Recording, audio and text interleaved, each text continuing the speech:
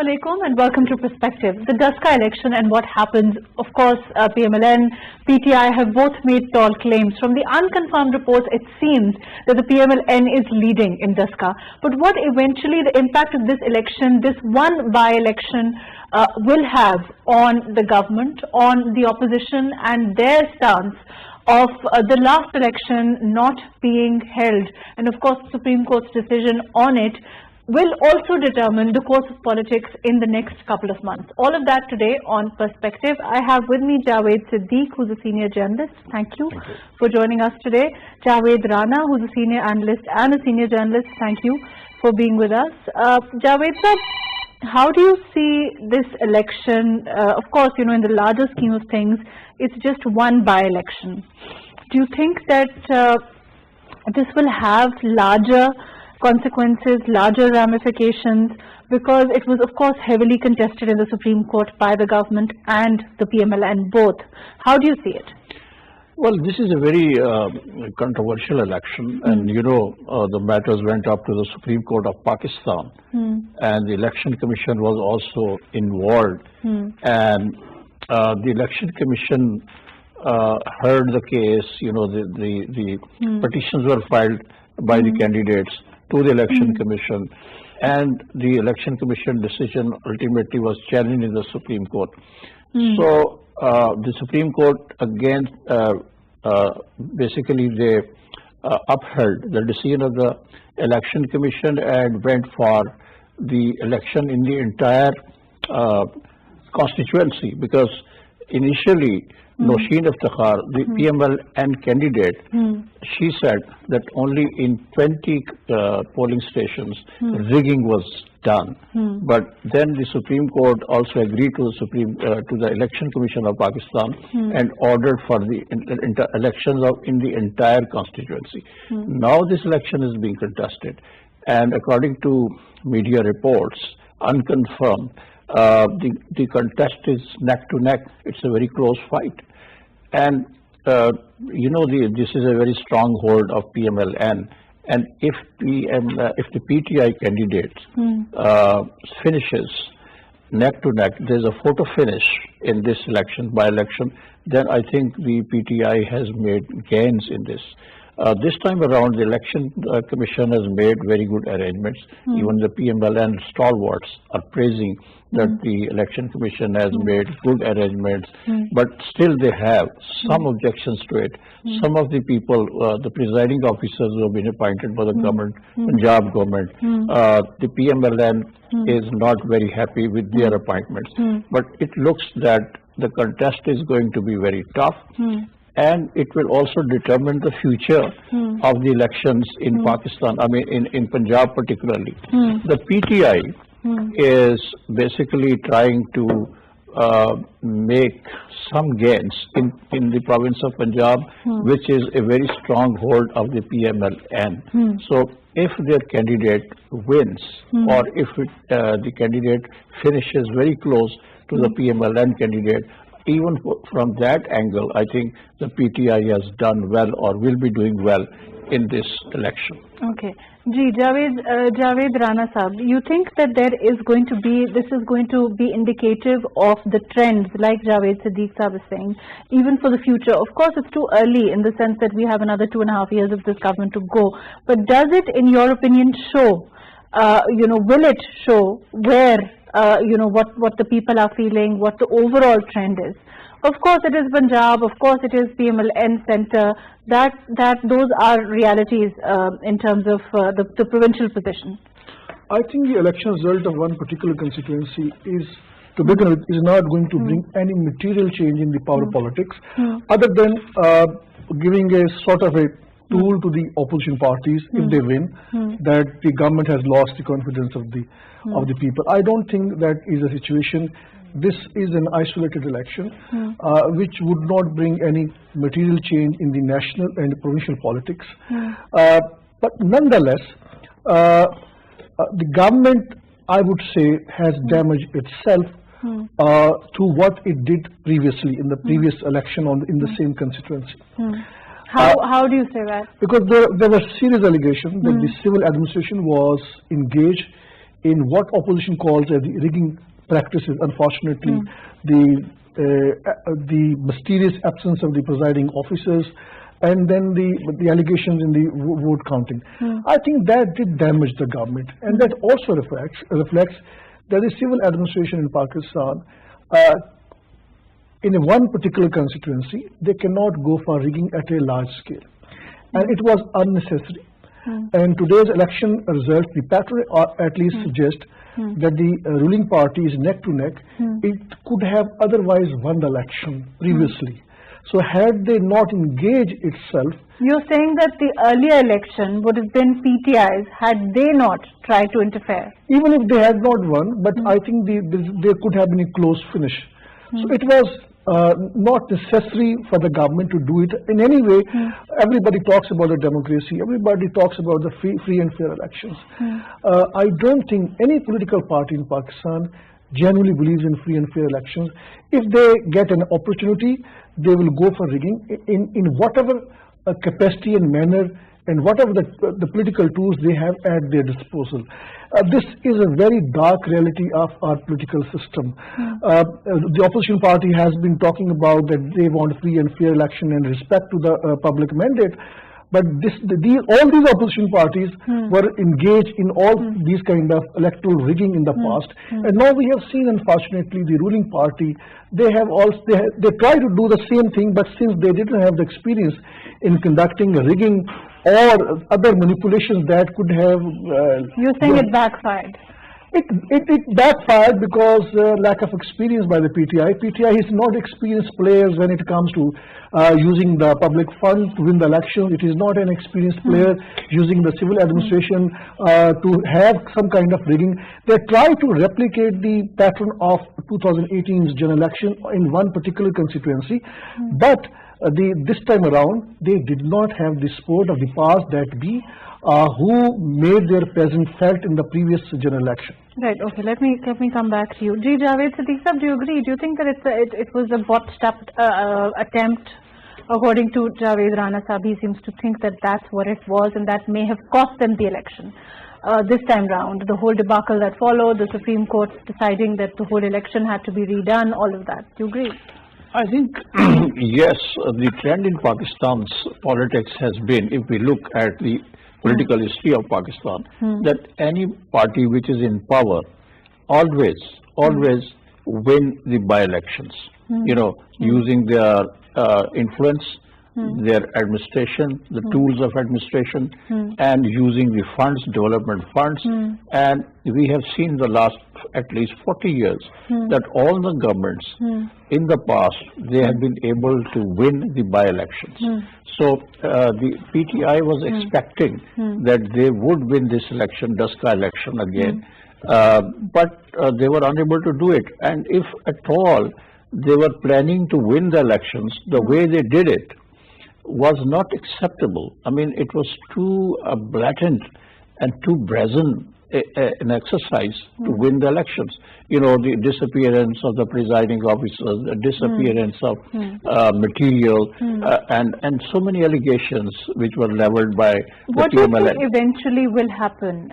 Let's talk about that. If the PMLN, even if the PMLN wins this election, what does it mean in the larger scheme of things? Let's leave, I mean, of course, other than the fact that this was a very heavily contested election. Exactly. But I think if the election was held fairly and the PMLN wins the election by a narrow margin, I believe that the PTI still can say that we have been able to make inroads in the stronghold of the PMLN, because you're saying that the margin will perhaps decide. Right. The PTI has been losing in these districts, which are the stronghold of the PMLN, and the PMLN thinks that it is invincible as far as the election is concerned in these areas. And if the PTI improves on its gains, political gains... You're saying that then that would indicate that even then the people are buying the narrative of the PTI at this time. And I think they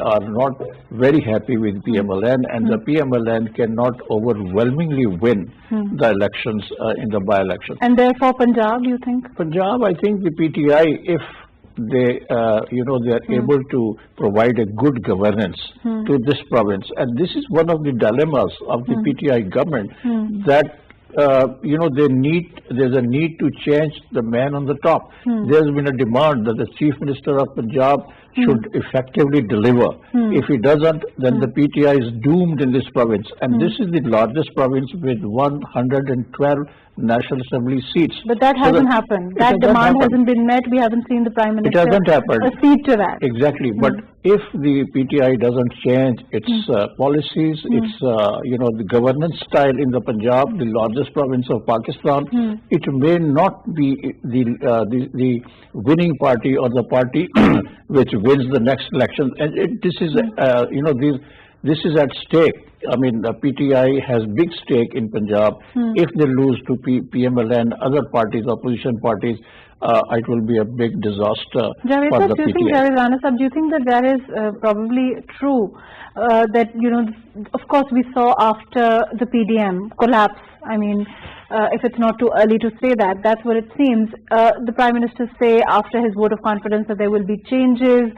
There was a lot of reports that there will be a big change in Punjab also, but that didn't happen. Do you think that perhaps even this election will be another indication that perhaps those changes need to be made? I think, unfortunately, in Pakistan, the political parties, regardless they are the ruling or the opposition, they do not undertake any major political initiative until and unless they get some kind of indication or backing from the past that we call it as establishment. Though I think now the situation, politically speaking, is ripe where the opposition can benefit because there is a division within the PTI. But since though Jahangir Tareen does not have that kind of backing from the establishment, and the opposition knows that since there is not that kind of backing and that kind of environment, they probably would not be able to exploit the situation into its own favor. Now, when Jahangir Tareen is having the support of at least 20 MPs from the Punjab and the 10 MNAs from the National Assembly, this is a very, very significant number. But again, I really doubt that politically the opposition parties, particularly the PMLN, would be able to exploit its situation into its favor, partly because the opposition alliance is already a divided house, partly it still carries a hope that with a lot of politicking and with a lot of rhetoric, they would be having another deal which is designed to send Mariam Nawaz abroad. We know that has been happening in the past, and there were very credible reports. I don't think there would be any material change in the national politics, but the bigger picture that you are talking about, it is not the victory of the narrative of one particular party. People are very unhappy with the price hike, unemployment. It is a known reality, something the Prime Minister himself admits. All the ministers admits that price hike is a bigger problem. But at the same time, the people also knows that the opposition parties, their image is already tarnished with the corruption charges. So they are not credible. Less of the bad, or less of the bitter reality is that Pakistan is having a kind of situation where there is a perception that the government is not competent enough. There is a governance crisis in Pakistan, and overall I would say there is a leadership crisis in Pakistan, because of which there is an element of disappointment among people. They are looking for a leader who can benefit them in terms of their day-to-day life. That benefit is not trickling down. That is a bigger part of the problem. And when they look up to the opposition parties, then they see that they are more engaged in power politics. They are trying to salvage themselves from the corruption charges, and because of which they are propagating against the government. Everybody knows that they were ready to settle down, and now we have seen that in Punjab. I think in Punjab the change could have taken place. The Chief Minister probably was ready to resign, but at the 11th hour it was the decision by Nawaz Sharif that he didn't want any change to take place in Punjab, partly because this could have given benefit to the Hamza Sharif, Nawaz Sharif didn't want the change to happen. Partly, because there is a dynastic politics within the ruling, within the But how Sharif does family. he have And the second reason, but the change has to come from PTI. Let me finish.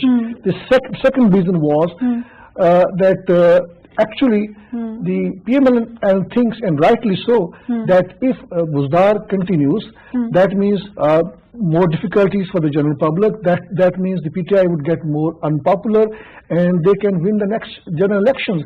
Now, I think Prime Minister had consented, according to the media reports, that he was willing. And there were credible reports suggesting that perhaps Pervez Elahi could have been a choice. People's Party was working with that option along with the establishment. But I think at the 11th hour, it was the critical decision made by Nawaz Sharif that he did not allow that to happen. And of course, without the active participation of PMLN in Punjab, no political change can take place. So you think PMLN is okay with Buzdar Sahab because they're saying that it's going to ultimately be beneficial to them? Javed Sadiq Sahab. I think this is one conspiracy theory that the PMLN wants Buzdar, or the opposition wants Buzdar to stay because he is making mistake after mistake, that he is not running the province in an effective way, not delivering, and that is actually creating a lot of frustration at the people's level, which they can capitalize on. I mean, the opposition can capitalize on this situation if Buzdar continues in the seat of the Chief Minister and doesn't deliver. People become disenchanted with the PTI government, and ultimately the political benefit will go to the opposition. This is one theory. But the problem is that the PTI has to evaluate its performance, as we are hearing that now there will be more changes in the federal cabinet. It is being contemplated. Right. But that one change is not happening. But it's not happening, and it is a very, very crucial change for the PTI because it is the largest province. A lot is at stake of the PTI and its government, and they need to focus on Punjab if they want to win the next election. The real battlefield will be Punjab. So they have to do something about Punjab. They have to... What do you think the situation is at this time, in your opinion? Of course, again, I will say this, that it is perhaps too early to say because the government has another 2.5 years to go. But the point is, how do you see the situation in the larger scheme of things, even keeping in mind the Daska election, whatever the results are there for the PTI, for the PMLN? How do you see the whole demographic at this time? I think the general pattern of politics in Pakistan has been that the members of the national and provincial assemblies have been getting the development funds from the government. And if they are doing development works, completing development projects in their constituencies, then the people are happy. The roads are being built, hospitals are being constructed, schools are being upgraded, and some development work is being seen by the people. The optics is very important in politics, particularly in Punjab and elsewhere also. So I think the PTI has not been able. The Prime Minister promised that he will be releasing 500 million rupee to every member of the National Assembly. And that didn't but happen. That didn't happen. You know, that then he was criticized for even having made that. And therefore, you know, the PTI in Punjab has not been able to do anything. The price hike has hit the people very hard. One of the reasons the PDM, the Pakistan Democratic Movement, the main opposition of the PTI, gained ground in the Punjab in the early days when they launched this protest against the PTI government, the launch of the movement. They were successful in holding some very massive rallies. Was inflation and price hike? It was inflation and price hike. But also, you know, there was also a lot of talk about the governance issues within Punjab also. Exactly. You know, the IGs have been changed so many times. So many times. The chief secretaries have been changed. The bureaucracy has been changed time and again. But the situation on ground has not changed. And people don't feel relieved. And you know, the people are quoting that there is a complete disinterest on the part of the bureaucracy in the province of Punjab. And the other thing is the South Punjab. The government said that there will be a separate secretariat in a new province. I think secretariat has been the secretariat. It has been, but unfortunately half-hearted work has been done, and it has not been able to deliver as per the expectations of the people of the South Punjab. That's another setback which the PTI has had in the province of Punjab. So they have to focus on this Punjab. They are, I think, bit better in KPK. But what is it? But you know, even in terms of, and I want to keep Javed Rana Sahab, I want to keep the DASCA election certainly in perspective when we discuss this. But the situation in terms of price hike, inflation, we talk about you know, governance issues, all of that. But the failure of the PDM, the way that it has happened, of course, has benefited the government, has lent more credibility to their narrative. Don't you agree with that?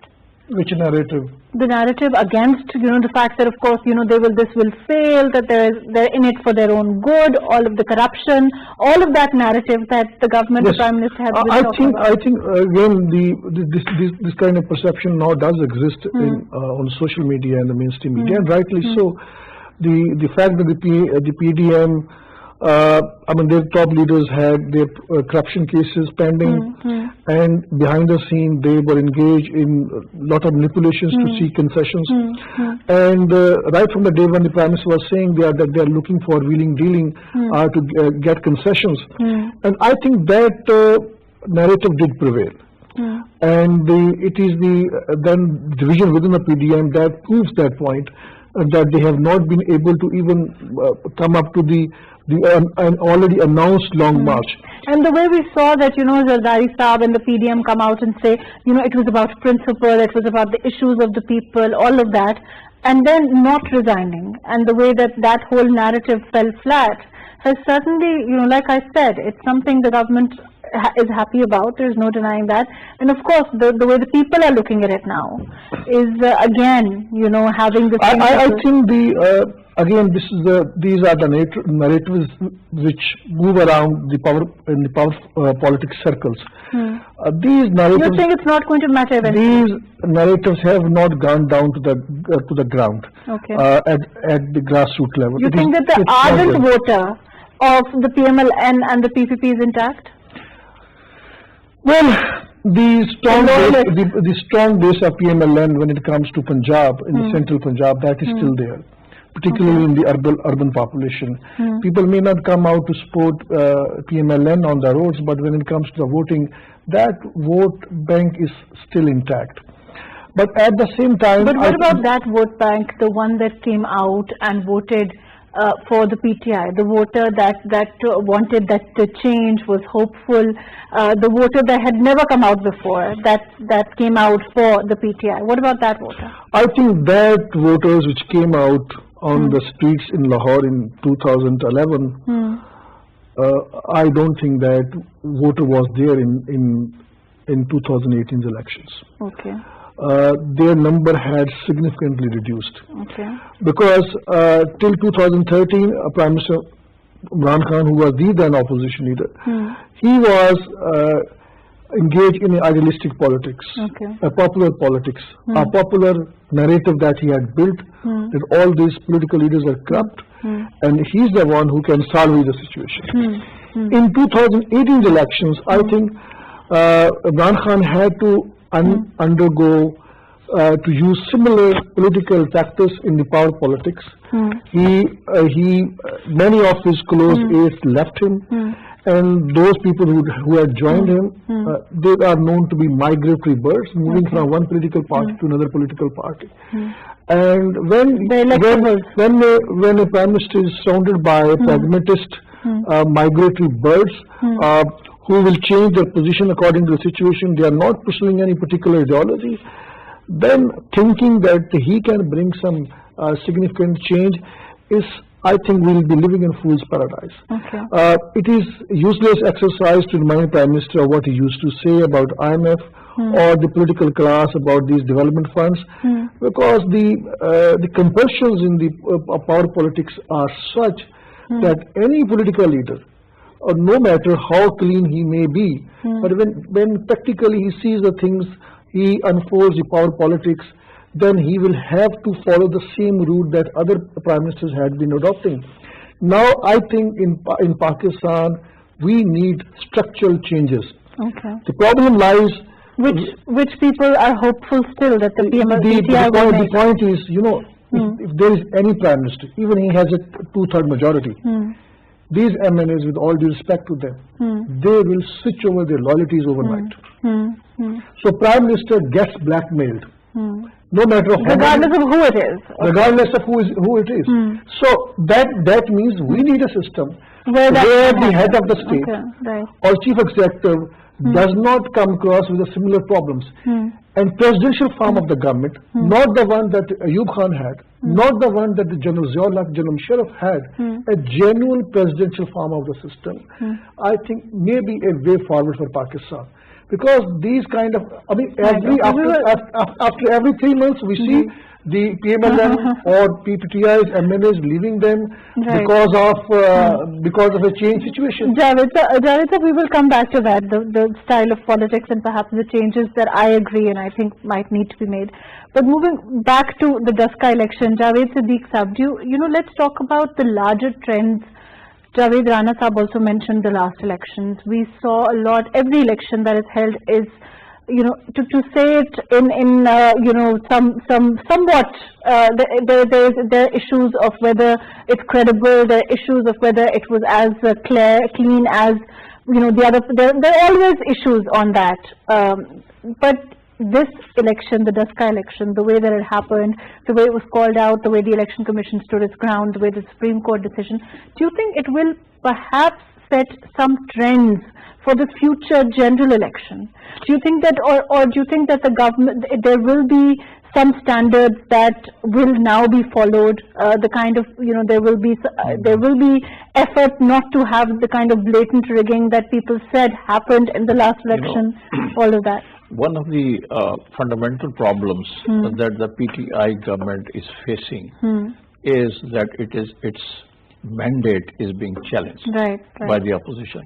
The narrative of the opposition has been the selected narrative exactly that 2018 elections were massively rigged, and they're alleging that the establishment played its role in getting Imran Khan and his party elected, and that's why they are saying he's not elected, he's selected. So I think if the PTI wants, and PTI had a very strong narrative when it said that the opposition parties and their heads are corrupt, and there's no doubt about that. It is now evident that most of the opposition leaders, they're not clean people, and there is a massive, corruption attached to these people. But unfortunately, the NAB and other organizations have not been able to prove solidly and get them sentenced, or they were not. They have been able to escape the process of accountability. Right, Javed Siddique Sahab, let me come back to you. We have with us Asim Shaukat, who is spokesperson Punjab government, also leader PTI. Thank you so much for being with us. Asim Sahab, how do you see the results that are coming in? Of course, the unconfirmed result seems to be that the PMLN is winning the Daska election. How do you see this development, considering that, of course, it's been a heavily contested election that went up right to the Supreme Court? Thank you, Mahrukh. First of all, I would say yes, there is a neck-to-neck competition. Daska has been a stronghold of PMLN for the last 2 decades, almost 2-3 decades, and recently we have performed very well in the last election, though there were a lot of allegations, and they went to the court. We have honored the decision of the court, and today there is a new election, and still it is going neck to neck. The last results, what I have received, that through the form 45, and I have checked it from the PTI office, Daska. According to those results, we are leading with 2,000 votes approximately, and it is about 88 polling stations. Now I don't know what latest result. If you have something latest, then you know it better. I'm talking about 88 polling stations, and we were leading with 4,400 votes. But yes, there will be a tough competition. We were expecting it and we were fully prepared. But inshallah, I hope when city stations will open, then we'll be having a good lead. Okay. Asim Saab, let's see what happens, and like I said, these are all unconfirmed reports. You may have Yes. the latest results, like you're saying. But my question is, do you think the way, and we were earlier discussing this, the way that this election played out, of course, your party at this time is dealing with a lot of onslaught by the opposition on issues of a credible election, the last election, and that always happens. It's not new. Do you think that this election itself will set some sort of groundwork for the next general election in terms of free and fair elections for this country, so that whichever government then comes in, there is less of this narrative that always plays out from the other side of the elections not being fair? Mahrukh, you are absolutely right. I totally agree with you. The best thing is to work, to go for we should take steps that elections should be as transparent as possible. And for your information, we have just devised and we have given briefing to Prime Minister about the EVM, that is electronic voting machine, about its capacity, about its working, so that there should hardly be any complaint from the loser party, like counting, your thumb impression, like verification of the vote on the moment, and counting will be done on the spot.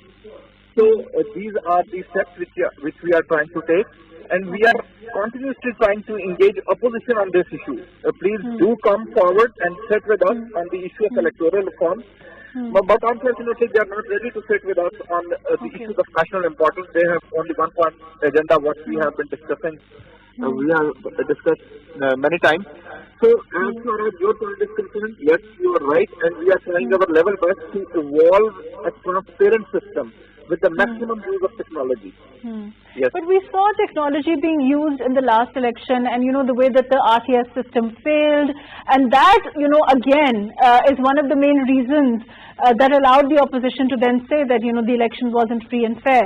Do you think that if you're taking steps that kind of breakdown doesn't occur, so that there can be, like I said again, the election, the government, whichever government comes in, has the power to look the opposition in the face and say that this was the election that was free and fair? There is one thing, you are talking about the mindset. Mindset will take time to get changed. I'm talking about the failure of the RTS, which was again an electronic-based failure. Yes, we did not conduct the last election, and RTS was not devised by us. For example, in the recent Senate elections, we tried our level best to go for the transparency, to go for the open ballot, to go for the raise of hand election, just to ensure the transparency of the election. But you are witness yourself that all the opposition parties were together to stop us. So much so, we requested after the decision of Supreme Court, we went to Election Commission, and our delegates met with the higher-ups of Election Commission, and they requested them to come up with some barcode, to come up with some name on the paper, so that votes can be identified. But they refused to listen to us. We went to the court, we went for the presidential ordinance, we presented a legislation, we tried to carry out legislation in the parliament. But every move was blocked by them. So they are not willing, but still we are willing, and we are trying hard to carry out the amendment, to carry out the changes. Asim, do you think whatever the results are, right, Asim, do you think that whatever the results are of the Daska election will be indicative in a small way of what the sentiment of the people are within Punjab? Whichever party wins there, do you think that this will indicate that what people, whether PMLN or the PTI, at this time, what the people think about both the political parties? Mahrukh, you are right. Yes, it can be an indicator of the sentiment of the people, but please do remember one thing. That Daska has been a stronghold of PMLN for the last 2-3 decades. You need to check the voting trends instead of the result. Please, try to understand this. You need to check the voting trends. What was the lead earlier and what is the lead now? What was the difference earlier and what is the difference now? Okay? You cannot say that because initially they won with the lead of 70,000-80,000. Even if they win... Please stay with us. I will just come back to you. Javed Siddique Sahab, do you think, he's again talking about the trends, and we've been talking about that even if the PTI gains a little bit, whichever party, we don't know, like he said, there are reports whether one candidate is winning or the other, we don't know at this time, we can't say. But if the PTI gains in terms of votes, whichever party ultimately wins, it will indicate perhaps that, like he's saying, the strength of PMLN within Daska has reduced? Certainly, because if Daska and some other districts of the central Punjab, they have been a stronghold of PMLN for the last few decades. If the PTI makes some inroads or gains politically in this election, that will be a clear indication that PTI is gaining ground on the political level. And that it's doing something right in Punjab. Exactly. But I think if they focus in Punjab more on improving the governance, on addressing the people's problems, and focusing on good governance, probably they will be gaining more in terms of their political victories or political, So that is very important, and I think they need to focus on that. And I believe that even their opposition is criticizing this government because of its failure in Punjab, and they have not been able to gain ground in Punjab as was expected, because PTI was to replace PMLN, a party which is tainted with corruption, and a party which people at large, they thought that it has no chances to come back. But the PTI performance has been very dismal, and they need to focus on that. And I think if they gain ground in this election, in this by-election, they should be focusing more on gaining more political ground in Punjab, and they should be doing a lot of things which are required at the moment. Let me go to Asim Shaukat Sahab, and then before I go to Javed Rana. Asim Sahab, do you agree? Do you think the changes that are needed within Punjab, that, of course, PTI there's been a criticism on it by the opposition, will be made at some point? He has talked about the governance issues. Yes, to some extent I agree with him. There have been governance issues, and we are continuously working on it. Recently, you must have noticed that Chief Minister Gubbar Sahab has announced so many developmental projects throughout the province in billions, in Shekhupura, in Gujranwala, in Sargodha, and he is still on the move. Wherever he goes, he is announcing a lot of developmental projects, and basically these developmental projects are related to education and health. That was our basic mandate. The problem is, which I must admit, is the real challenge for PTI's government is to control inflation at the moment. And we are trying our level best. We are going all out to control this inflation. Once, inshallah, we'll be able to control this inflation, you'll see that a lot of problems will be resolved themselves. So right now we are working at macroeconomics, and very soon we'll be watching the trickle down effect, and the indicator that is inflation, it will also be controlled. I have very good hopes. So I think this is the case.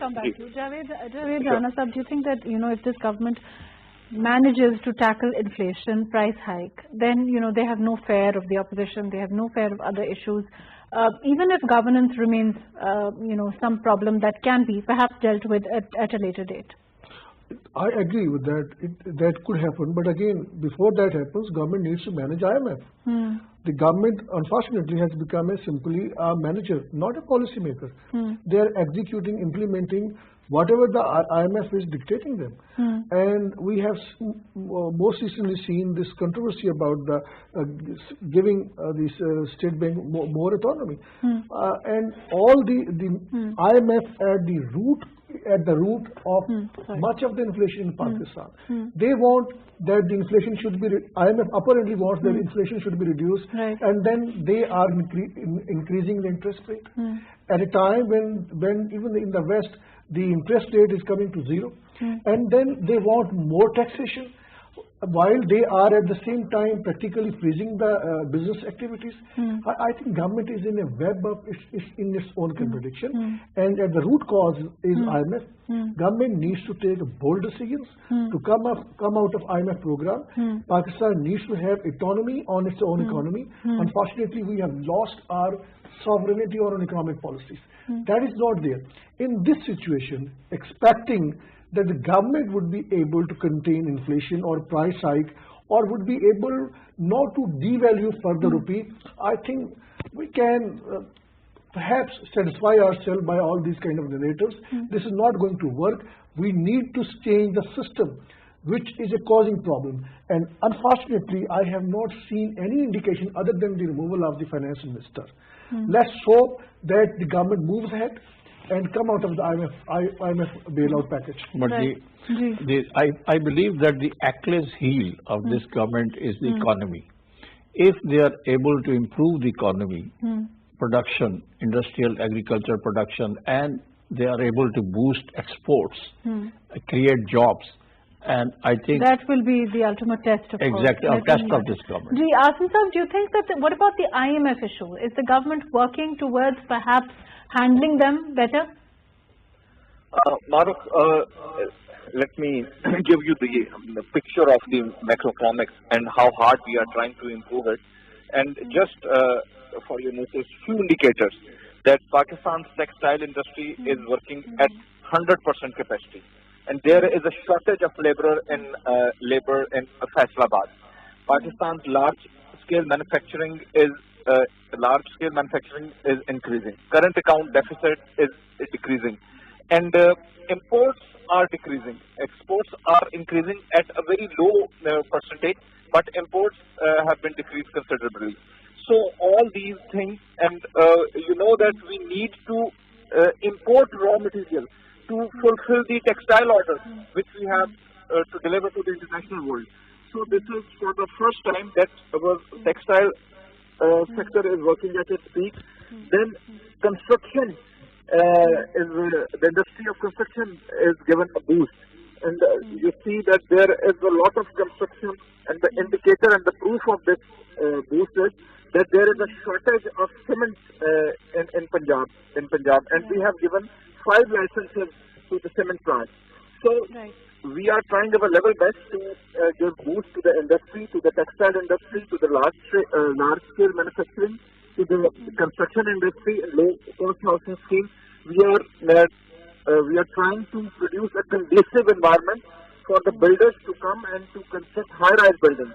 The paradigm shift. Unfortunately, that's all the time that we have. Thank you so much for joining us today, Javed Siddique Saab. Thank you for being with us, Javed Rana Saab. Thank you for joining us, Asim Shaukat Saab. Thank you for being with us today.